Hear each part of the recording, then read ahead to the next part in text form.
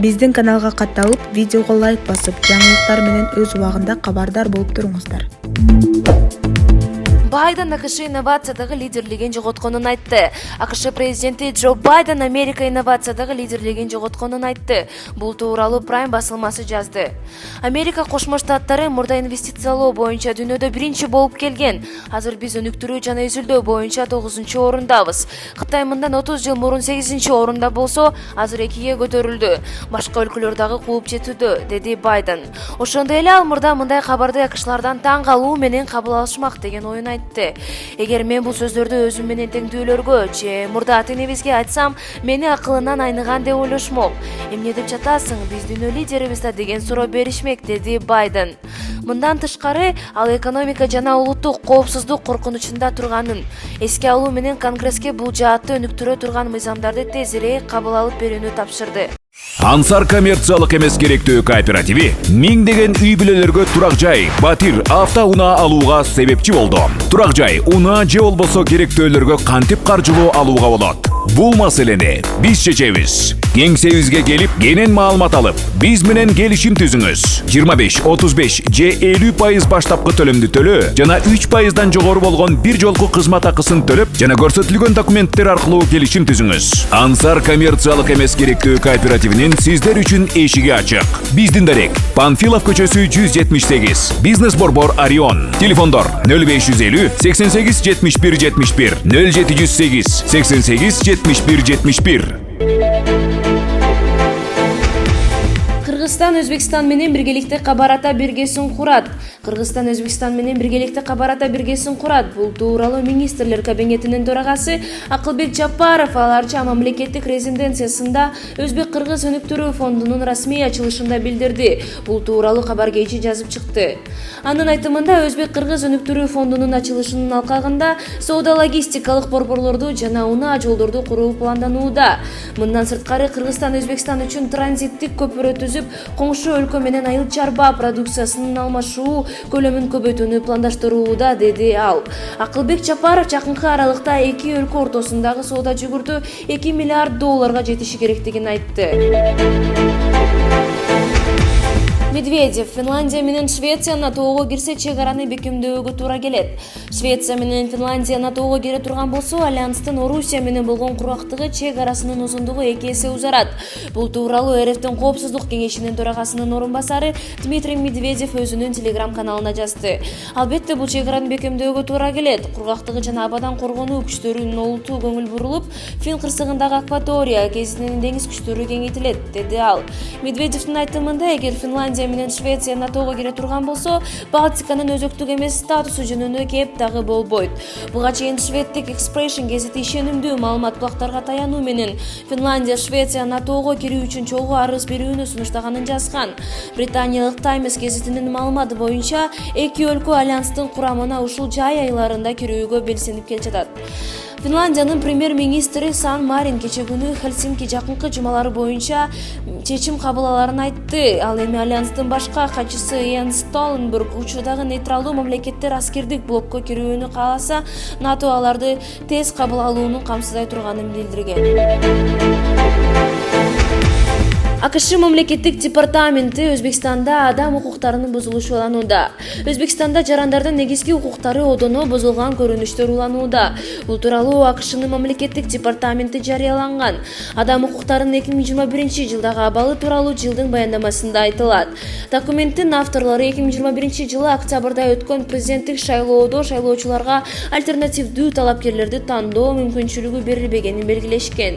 Президент Мирзиёев добуштардын 80,2% менен кайра шайланды.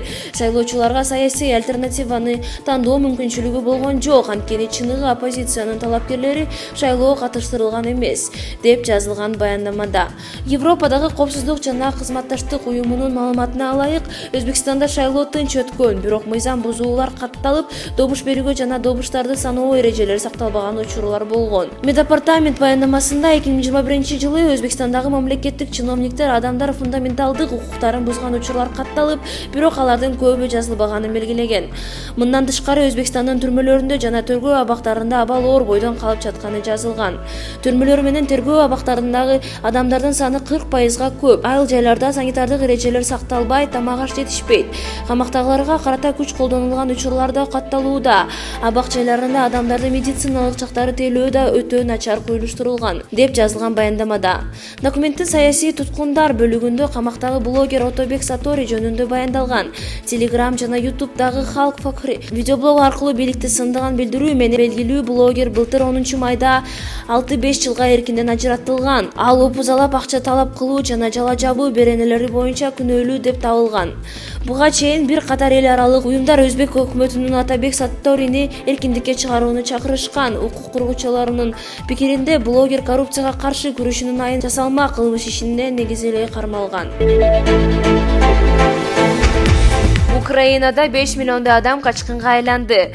Бириккен Улуттар уюмунун качкындар боюнча агенттиги Орусия согуш баштагандан берки 50 күн ичинде дээрлик 5 миллион украиналык үй-жайын таштап, чет өлкөлөрдө баш калкалап жүргөнүн билдирди. Маалыматка караганда, Европа 2-дүйнөлүк согуштан бери качкындардын мындай агымына күбө болуу элек болчу.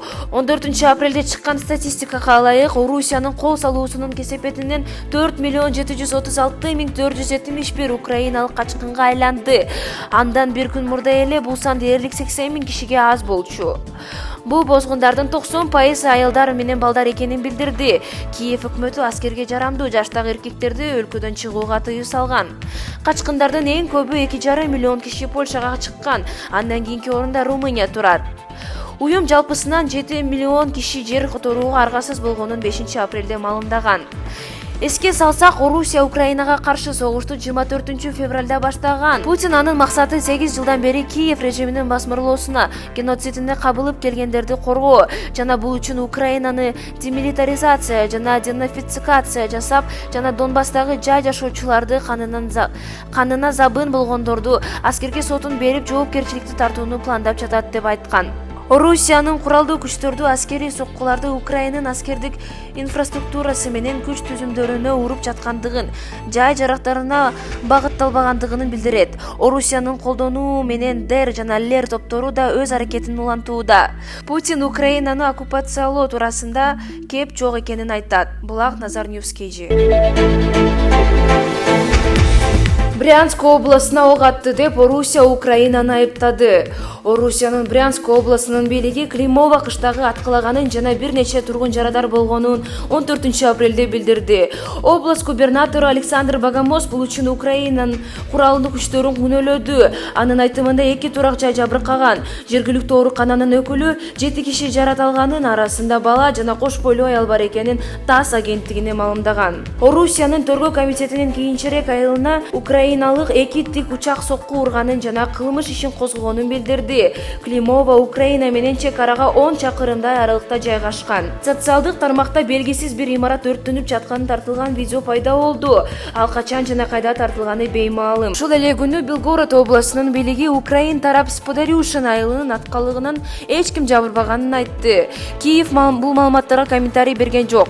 Шаршембиде Орусиянын коргоо министрлигинин өкүлү Украина Орус аймагына ок чыгарууда деп айыптаган. Анын айтымында мындай аракеттер улана турган болсо, анда Орусия чечим кабыл алуу борборлоруна жана анын ичине Киевке сокку урушу мүмкүн экенин эскерткен. Булак Назар Ньюс KG. Блинкен. Америка Орусия менен согушууну көздөбөйт. АКШ мамлекеттик катчысы Энтони Блинкен Орусия менен согушуу америкалыктардын кызыкчылыгына туура келбесин айтты. Бул тууралуу РИА Новости жазды. Президент Джо Байден Америка элинин кызыкчылыгына туура келген гана иштерди жасашы керек. Биз Орусия менен тикелей конфликтке баргыбыз келбейт. АКШ кесепети оор боло турган масштабтуу согушка жол бербеши керек, деди Блинкен.